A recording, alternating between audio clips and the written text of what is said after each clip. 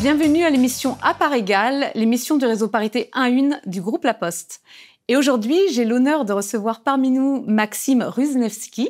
Maxime, bonjour. Bonjour Aurore. Alors Maxime, vous êtes avocat de formation, mais vous avez un grand parcours parce que vous avez été collaborateur d'Yves Calvi sur RTL, vous avez été journaliste au Grand Journal, à Canal+, vous avez été conseiller au ministère des Droits des Femmes pendant 2 ans, de 2012 à 2014, auprès de Najat Vallaud-Belkacem. Vous êtes cofondateur de la Fondation des femmes. Vous êtes membre du Haut Conseil à l'égalité entre les hommes et les femmes. Vous êtes le fondateur de Remix, la première plateforme de formation sur la diversité et l'inclusion au travail, c'est bien ça. Ouais. Vous avez publié le petit manuel du féminisme au quotidien aux éditions Marabout et vous avez été élu l'homme féministe de l'année 2018 par le Club Média Club L. Bravo, félicitations. Il fait rire ce titre un peu, mais on pourrait y revenir. L'homme féministe. Je dirais pourquoi j'ai accepté de le recevoir. Alors, vous me direz pourquoi. Ouais. Et d'ailleurs, je vais vous poser une question par rapport à ça. Est-ce qu'il est plus simple, selon vous, d'assumer d'être féministe quand on est un homme que quand on est une femme ?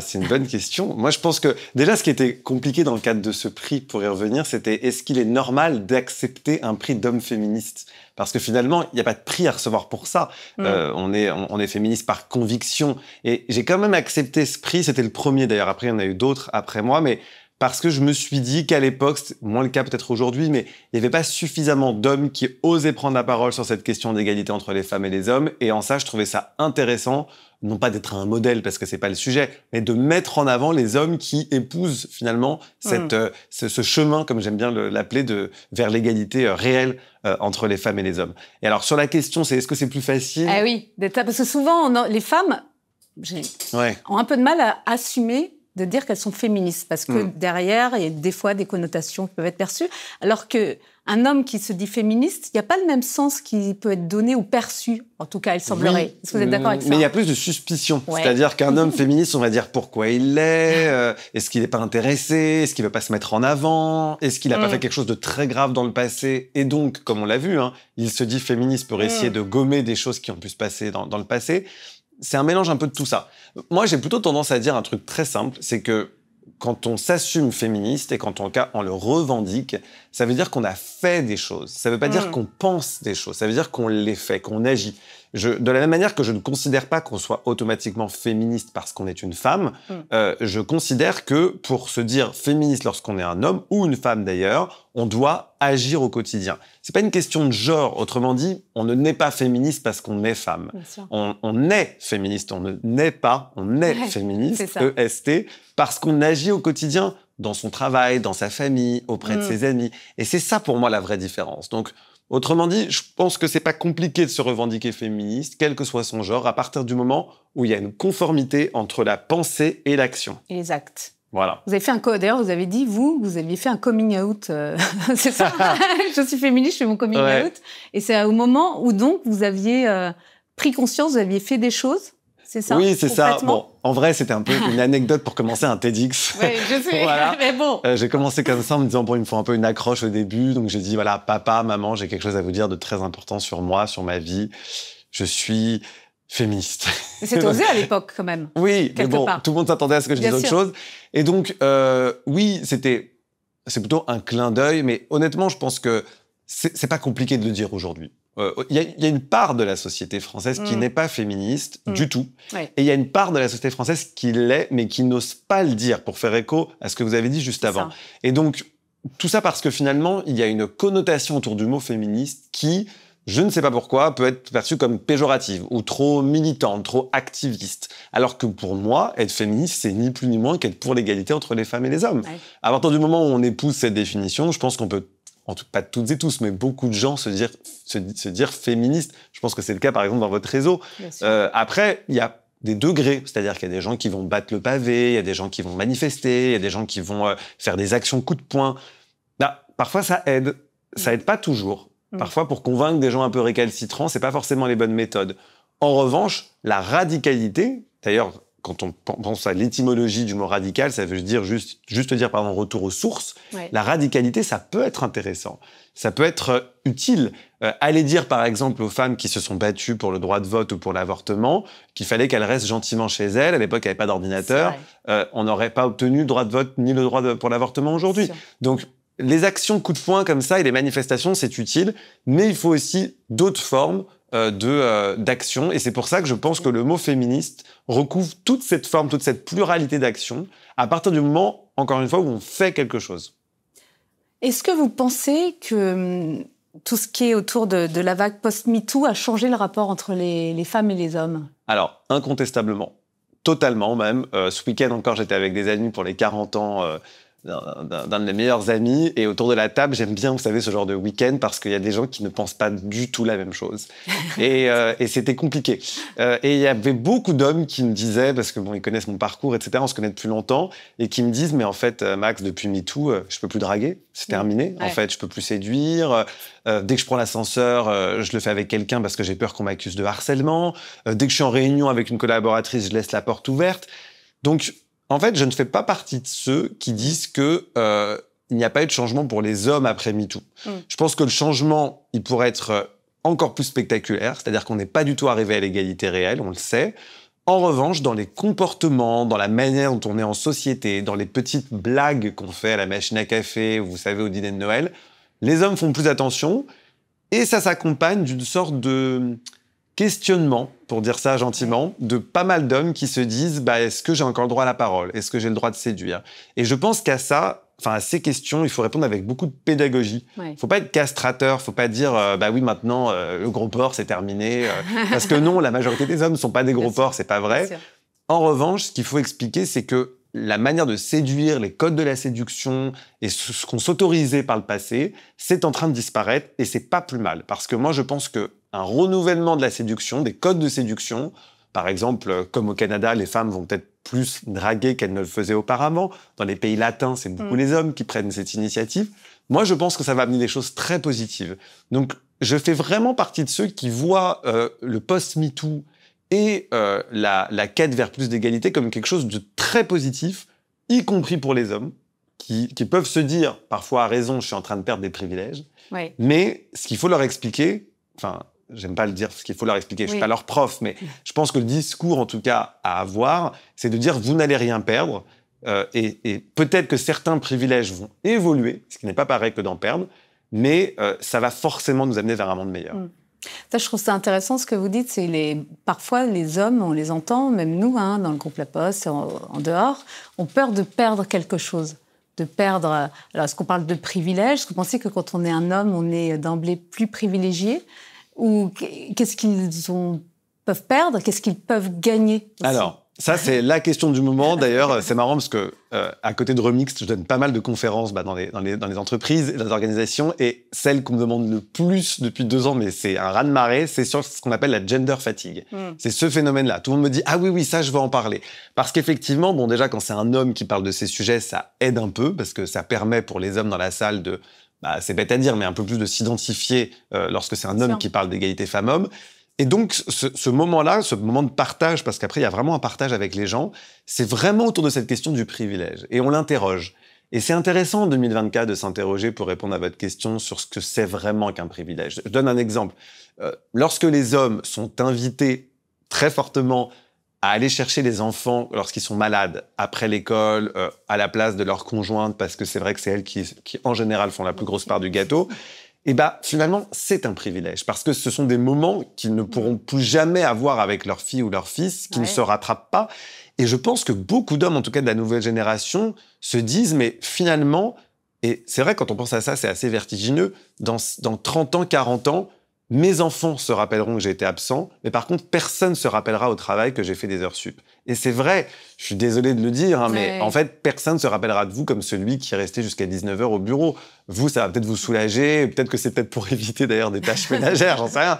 Mais ce qui est sûr, c'est que personne ne se rappellera. En revanche, votre enfant, en bas âge, lui, elle, se rappellera que son père était moins présent. Donc je pense que s'interroger sur le privilège et surtout ce que c'est réellement qu'un privilège, c'est intéressant. Ouais. Ah, c'est intéressant, effectivement. C'est quoi un privilège? C'est inverse. Est-ce que c'est forcément gagner un 0 de plus sur sa fiche de paie? Je ne suis pas sûr de ça. De passer à côté de... quand je vous entends, c'est vraiment changer aussi nos regards, même profondément sur une transformation de la société, quelque part. Changer notre regard, toutes et tous. Mais j'ouvre une parenthèse, pardon, désolé Aurore, mais c'est quand même très important, c'est que ce que je viens de dire, c'est beaucoup plus facile lorsqu'on est cadre que lorsque, par exemple, on a un emploi plus précaire. Admettons, par exemple, un maçon qui est obligé de faire des heures sup pour gagner sa vie, ou prenons l'inverse, par exemple, une auxiliaire de ménage qui ne peut pas rentrer chez elle le soir, et donc c'est son conjoint qui doit assurer. Donc c'est plus compliqué. Et c'est pour ça que je dis souvent que l'égalité femmes-hommes ne peut pas se faire réellement sans une réflexion collective sur notre rapport au travail, sur les heures, sur la répartition des temps, etc. Ça bouge la société quelque part à tous les niveaux, ça, non? Donc, oui, ça bouge, même, mais y compris même dans nos foyers. Dans nos foyers, même dans l'intime. Mais bien sûr, c'est-à-dire que MeToo, c'est intéressant d'ailleurs, parce que MeToo, c'est venu du cinéma. Donc, en fait, quand la déferlante MeToo est arrivée, je pense que beaucoup de gens se sont dit « Ouh là là, c'est le cinoche, c'est Hollywood, c'est loin, c'est les paillettes, etc. » Et en fait, c'est venu complètement comme un effet, boule de neige, quoi. Et ça a tout renversé. Et d'ailleurs, j'insiste vraiment sur le fait qu'il faut faire preuve de pédagogie parce que quand c'est mal fait, ça peut être contre-productif. La puissance que Donald Trump a dans la société américaine par rapport à ce qu'il véhicule en termes de valeurs d'égalité femmes-hommes, je ne viens pas faire de la politique, mais sur l'égalité femmes-hommes, on ne peut pas dire que Trump épouse la cause féministe, ce serait vraiment mentir. Ça doit poser question. Le fait qu'il y ait autant de jeunes hommes qui votent Trump, ou encore beaucoup de femmes, ça veut forcément dire quelque chose. Et ça, j'insiste vraiment sur quelque chose qu'on aurait raté collectivement, sur comment on peut expliquer de la manière la plus inclusive, de manière la plus positive, l'égalité entre les femmes et les hommes, et sans que les gens se sentent oppressés, émasculés. Enfin, j'entends des choses complètement dingues sur on n'est plus des hommes, on va transformer les filles en garçons, on est castrés. En fait, c'est rien de tout ça, le féminisme.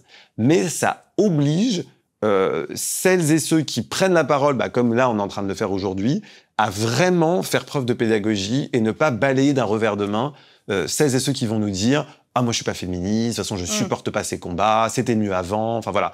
Voilà. Si on nous oppose ces arguments, il y a deux écoles. Soit on réagit de manière très virulente et on les perd, soit on essaie de comprendre d'où viennent ces craintes. Et je donne un dernier exemple pour terminer, j'en parle dans mon livre, j'aime bien cet exemple, c'est l'exemple des tâches ménagères. Si demain, vous en avez marre de ramasser les chaussettes sales de votre conjoint ou de laver le sol pour la 15e fois du mois alors que lui n'a rien fait, je pense que si vous créez une énième embrouille avec lui, je doute qu'à un moment donné, il vous regarde en vous disant « Ah mais oui, chérie, t'as raison, en fait, je suis vraiment complètement abruti, j'ai pas fait la serpillière depuis 3 semaines, alors qu'il vient de se faire hurler dessus. » En fait, cette scène n'arrivera jamais. Je vous le dis, parce que j'en parle beaucoup avec mes amis, ça n'arrivera jamais. En revanche, si on change, et je sais que c'est pas évident, parce que parfois on a envie d'exploser, mais si on change la manière dont on s'adresse à l'autre, avec beaucoup plus parfois même d'ironie, d'humour ou de calme, si on inclut par exemple aussi les enfants dans la répartition des tâches ménagères dans la maison, si on les objective, c'est-à-dire que si on quantifie ce que fait chacune et chacun, il n'y a plus trop de place à l'embrouille. En tout cas, on peut, mais là, c'est compliqué de la part de celui ou de celle qui est de mauvaise foi, parce que quand on objectifie les choses, on arrive vraiment à plus de résultats. Est-ce que l'éducation aussi, je crois que vous êtes très sensible à ça, l'éducation a un rôle à jouer. Il y a l'intime, il y a dans la maison, il y a dans le foyer, mais parfois, dans le foyer, c'est pas toujours évident non plus. Est-ce qu'il faut aller à la source auprès des plus jeunes? Ça se prépare tout petit? Bien sûr, c'est même... il n'y a pas beaucoup de leviers, finalement, pour faire l'égalité. Il y a la culture, évidemment, pour y revenir, qui est hyper importante. Il y a l'entreprise, la formation. Moi, j'en ai fait mon travail. Et il y a l'éducation. Et l'éducation, oui, c'est plus qu'important. C'est la clé de voûte. Parce que si on veut préparer les nouvelles générations, ça se joue très tôt. Là, j'ai envie de dire, pour les gens, par exemple, de mon âge, j'espère que c'est pas trop tard, mais c'est compliqué. C'est-à-dire que pour essayer de convaincre quelqu'un qui est masculiniste, ça va être chaud, pour parler vulgairement. Alors que pour un enfant, effectivement, c'est l'âge. Mais il faut le faire de manière très habile. Il faut trouver des modules qui sont adaptés à chaque tranche d'âge. Là aussi, il faut faire preuve de pédagogie. On a entendu tout et n'importe quoi à ce sujet. On a entendu que faire l'égalité dès le plus jeune âge, c'était vouloir transformer les filles en garçons, faire la théorie du genre, des trucs qu'on n'a jamais trop compris. Mais en fait, tant qu'on fait du bruit, ça évite de faire les choses. Or, ce qu'il faut rappeler, et ça pour les gens qui nous écoutent, c'est très important, c'est que, et voilà, tout à l'heure je parlais d'actes, l'égalité dès le plus jeune âge, c'est une obligation du Code de l'éducation. Ouais. Et ça date d'il y a très longtemps, et d'un gouvernement d'ailleurs qui était assez conservateur. Donc, c'est extrêmement important de savoir que si votre enfant demain n'a pas cette session de sensibilisation, vous êtes en droit de l'exiger. Alors, parfois il y a des parents qui me disent « Ah, j'ose pas trop aller voir la maîtresse et tout ». Allez-y à plusieurs. Parlez-en à d'autres parents d'élèves. Maintenant, il y a des books WhatsApp. Enfin, moi, j'ai pas d'enfants, mais je sais que les parents d'élèves me comprennent. En général, il y a des books WhatsApp. Parlez-en à d'autres parents et allez voir les enseignants pour voir si c'est fait de manière juste curieuse. De dire, voilà, je sais qu'il y a cette obligation-là. Qu'est-ce qui a été fait pour mon enfant ? Et vous verrez que ça crée des discussions. Et après, dans les actes, on passe vraiment à la sensibilisation. Et pourquoi c'est absolument nécessaire ? Parce que les enfants, ils font très tôt l'expérience des inégalités. Dans la cour de récré, quand on dit à une petite fille « t'as pas le droit de jouer au foot », en fait, elle a le droit, mais dans les faits, elle n'a pas le droit. Et donc, dès l'école, finalement, il y a cet apprentissage déjà à l'échelle de mômes, de ce que sont les inégalités. C'est pour ça qu'il faut agir vraiment très vite. Ouais. En fait, tu as le droit, mais tu n'y as pas accès et on t'empêche d'avoir accès. On peut faire le parallèle avec certains types de postes, certaines positions dans les entreprises notamment. Et vous le dites très justement, il y a l'éducation, il y a la culture, il y a l'entreprise, le monde de l'entreprise aussi. Alors là, on a plutôt affaire à des adultes. Alors comment on s'y prend pour sensibiliser dans le monde de l'entreprise ? Alors, on mesure. Encore une fois, sensibiliser, former, c'est deux choses différentes. On a plutôt tendance à dire qu'il faut sensibiliser le grand public, c'est-à-dire la masse des salariés, et former les managers. J'avais encore une discussion de ce matin avec une collègue. Nous, par exemple, chez Remixed, on fait les deux. On permet justement de donner l'essentiel des connaissances sur ce qu'est le sexisme, le harcèlement sexuel, le harcèlement moral, enfin, tous les sujets diversité et inclusion.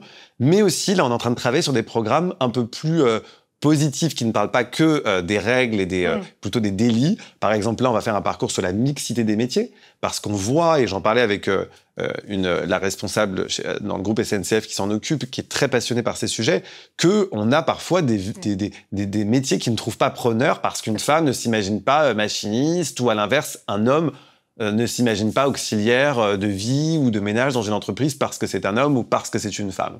Donc, former à ces sujets, c'est essentiel, et le mesurer, c'est-à-dire essayer de voir en une année combien de personnes ont suivi ces parcours, qu'est-ce que ça a changé chez eux, etc.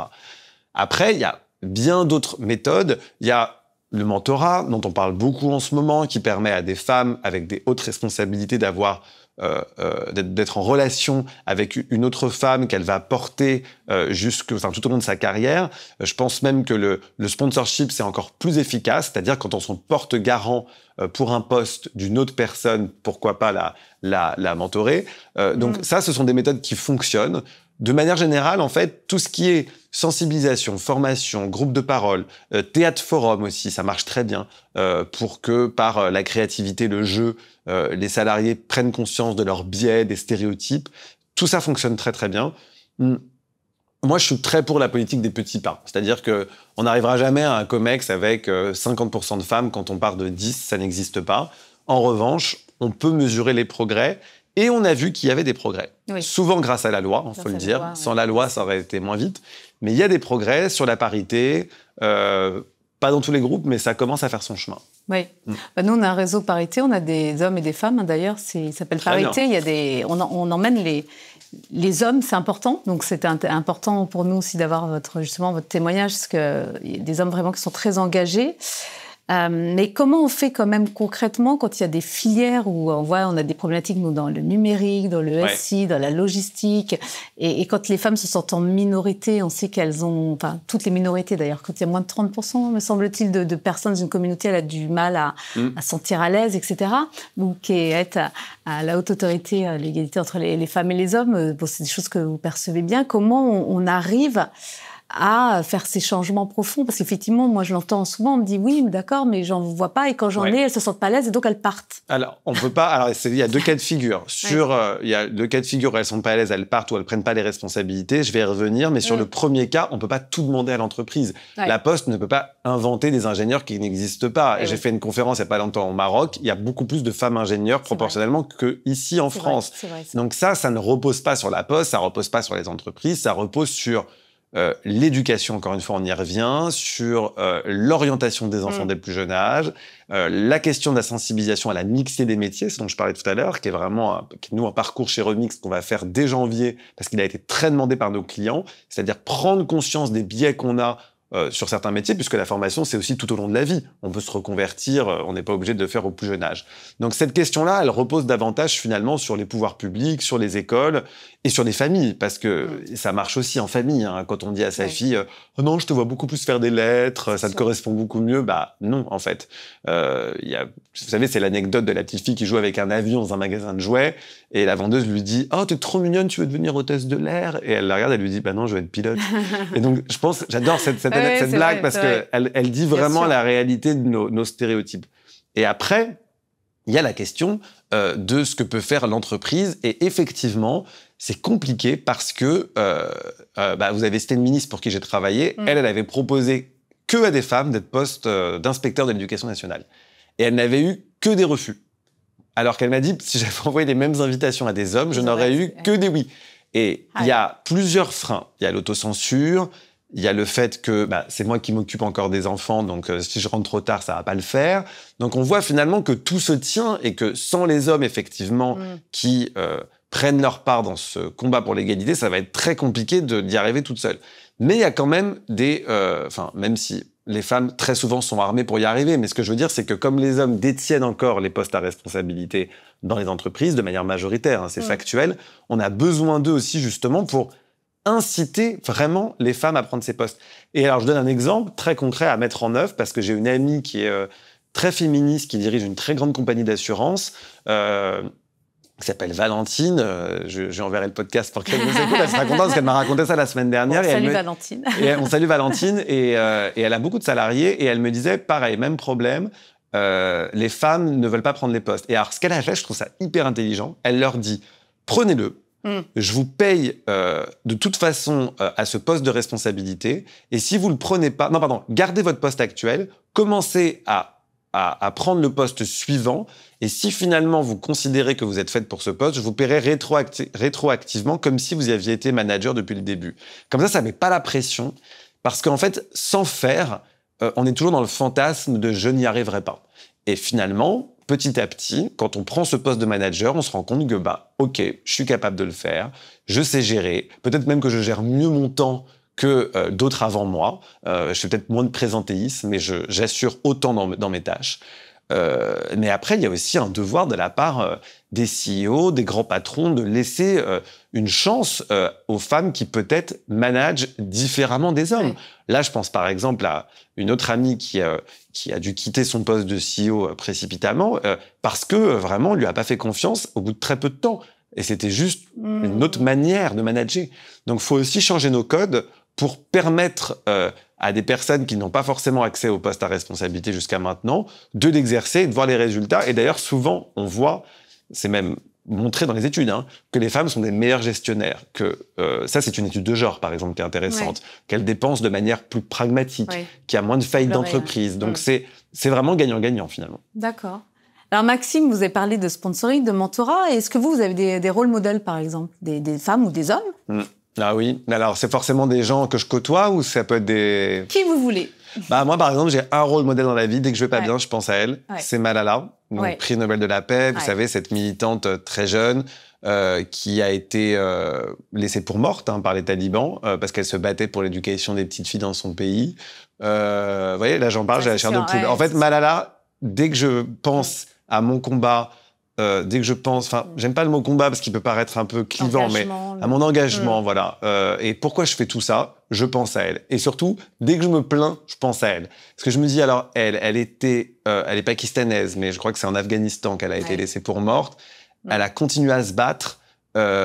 elle a été profondément aussi physiquement, dans son intégrité, atteinte par évidemment cette attaque. Bien sûr. Et elle continue, elle a eu le prix Nobel et elle lâche rien. Donc, ouais, quel courage. Évidemment, moi, c'est vraiment mon modèle. Après, des gens qui m'inspirent, mais il y en a plein, évidemment, dans mes lectures. J'adore lire et relire Bell Hooks, par exemple, qui est cette écrivaine, autrice militante noire américaine qui nous a quittés il n'y a pas très longtemps. Et donc, ces livres, je vous invite vraiment à les lire, comme La volonté de changer, qui nous donnent vraiment cette idée que les hommes aussi font partie du chemin vers l'égalité et qu'il faut les inclure et les aimer, tout simplement. Bien sûr. Ça paraît banal, mais voilà, il faut aimer tout le monde enfin tout le monde. On va dire celles et ceux qui épousent nos thèses, ou pas d'ailleurs, mais qui sont aptes à changer et à continuer ce travail. Donc voilà, Bell Hooks en fait partie aussi. Et puis sinon, oui, vous avez rappelé que je suis juriste de formation, donc des personnes comme Gisèle Halimi, évidemment, pour moi, sont très inspirantes. Ou Simone Veil. En fait, de manière générale, ce sont ces femmes, ou ces hommes aussi, puisqu'il y en a, qui vraiment n'ont rien lâché. Parce que c'est ça qui est dur dans la vie, c'est que quand on a un genou à terre, on pourrait se dire « Waouh, là, c'est trop dur, j'arrête ». Et on voit bien que l'histoire, que les grandes femmes et les grands hommes de l'histoire sont celles et ceux qui n'ont pas décidé d'arrêter justement au premier échec. Ça paraît très banal, ce que je dis, mais moi, c'est vraiment ces gens-là qui m'inspirent. Bien sûr. Et effectivement, c'est très inspirant. Et on le voit encore aujourd'hui, à l'international, c'est compliqué. Et on a toujours des femmes aussi inconnues qui parfois font preuve vraiment d'actes courageux et qui se battent au risque de leur vie, ce qu'on n'a pas effectivement en France. On a cette chance, mais bien sûr. Évidemment. Aux États-Unis, il y a des femmes qui meurent parce qu'elles ne peuvent plus avorter. Enfin, si on nous avait dit ça il y a 30 ans, personne ne l'aurait cru. Mais personne. C'est fou. Et c'est de nouveau là en 2024. Donc, en fait, ça montre à quel point sur l'égalité femmes-hommes, et ça, c'est très important. Vraiment, d'ailleurs, si les gens qui nous écoutent ne pouvaient retenir que cette phrase-là, vraiment, il faut se dire que chaque acte du quotidien compte. Parce que, en fait, en face, parce que c'est souvent des hommes, mais il y a aussi des femmes, mais celles et ceux qui ne veulent pas que l'égalité réelle se fasse, qu'elle soit salariale, qu'elle soit au niveau de l'intégrité des personnes, la fin des violences faites aux femmes. Il y en a beaucoup qui ne souhaitent pas ça. Ça paraît absurde pour beaucoup, mais il y en a énormément qui ne le souhaitent pas. Et donc, il faut qu'à notre niveau, on ne lâche rien. Vraiment, après, selon des modalités différentes, encore une fois, on peut ne pas imiter justement ceux d'en face et faire preuve de beaucoup plus de pédagogie et d'inclusivité, ce dont je parlais tout à l'heure, mais il faut rien lâcher. Il faut pas baisser les bras et surtout, il faut y aller à plusieurs. Moi, je crois beaucoup à cet esprit de force, en fait, de groupe et de se dire, on en parlait pour les parents d'élèves, et de se dire, voilà, on va se déplacer ensemble en collectif pour essayer de faire bouger les lignes. Parce que, comme le disait la ministre pour qui j'ai travaillé, et je crois qu'elle-même le tenait d'illustre autrice sur le sujet, en matière de droits des femmes, quand on ne se bat pas, on stagne pas, on n'avance pas, on recule. Donc le fait de ne pas faire nous fait faire un pas en arrière. Et c'est vraiment ce qui s'est passé aux États-Unis. Il faut toujours être en alerte, en veille, être actif. Ce qu'on essaye de faire, nous, à La Poste, au réseau Parité, avec les hommes et les femmes du groupe, avec cette émission, par exemple, et avec des personnalités comme vous, qui nous font réfléchir, avancer. Donc, un grand merci, Maxime, merci à vous, Aurore, pour cet échange. Merci de l'invitation. C'est un réel plaisir. Et puis, je vous donne rendez-vous le mois prochain pour un prochain épisode d'À part égale. Merci, Maxime. Merci, Aurore.